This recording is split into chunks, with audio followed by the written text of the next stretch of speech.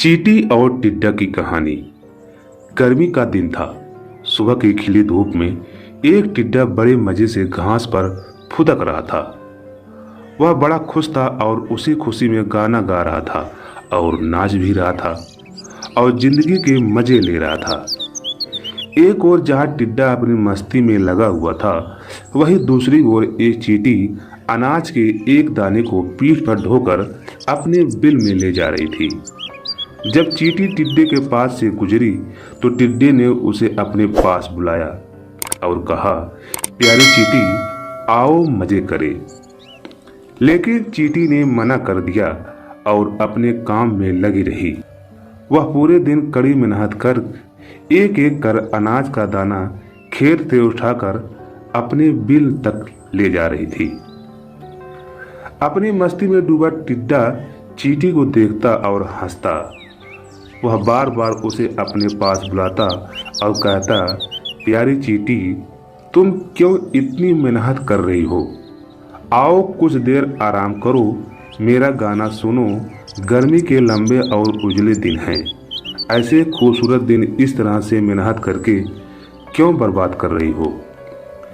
चींटी बोली, मैं ठंड के मौसम के लिए भोजन इकट्ठा कर रही हूँ। मेरी सलाह मानो तो तुम भी ऐसा करो जैसा मैं कर रही हूँ, वरना बाद में बहुत पछताओगे। अभी से ठंड के मौसम के बारे में क्या सोचना? टिड्डा बोला, मेरे पास पर्याप्त भोजन है और ठंड का मौसम तो अभी बहुत दूर है। उसकी तैयारी करने के लिए बहुत समय है। अभी का समय तो मैं आराम से सोते हुए और मजे करते हुए बिताना चाहता हूँ। मेरी मानो तो मेहनत छोड़ो और आओ मजा करो। टिड्डे की बात पर ध्यान न देकर चींटी अपने काम में लगी रही। पूरी गर्मी मेहनत कर उसने अपने बिल में ढेर सारा अनाज इकट्ठा कर लिया, जो ठंड के दिनों में उसे काम आने वाला था। उधर टिड्डा ठंड के मौसम की तैयारी के स्थान पर पूरे दिन नाचता गाता रहा। अपनी मस्ती में उसे होश ही नहीं रहा कि गर्मी के दिन बहुत लंबे समय तक नहीं रहने वाले हैं।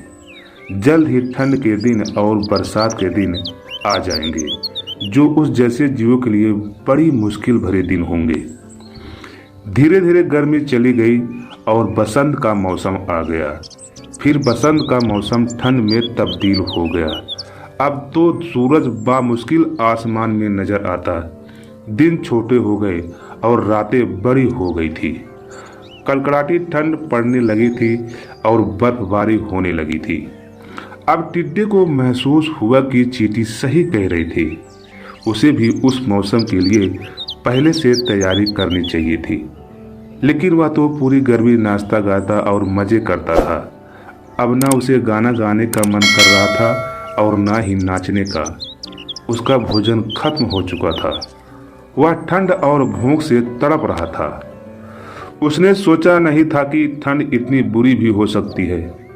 उसके पास भोजन नहीं था, बर्फ से बचने का इंतजाम नहीं था। उसे लगने लगा कि जिस गर्मी के मौसम में उसने इतने मजे किए हैं, शायद अब अगली बार उस मौसम को देखने के लिए वह जिंदा ही न बचे। एक दिन भूख से तड़पते हुए बर्फीले मौसम में उसकी नज़र चींटी पर पड़ी, जो अपने बिल में मजे से आराम कर रही थी। उसके पास पर्याप्त भोजन था और ठंड से बचने के लिए आसरा भी था। टिड्डा पछताने लगा और रोने लगा। उसे समय बर्बाद करने का फल मिल चुका था। इस कहानी का सीख है, समय का सदुपयोग करें, अन्यथा समय हाथ से निकल जाने पर पछतावे के सिवाय और कुछ नहीं हाथ में आता।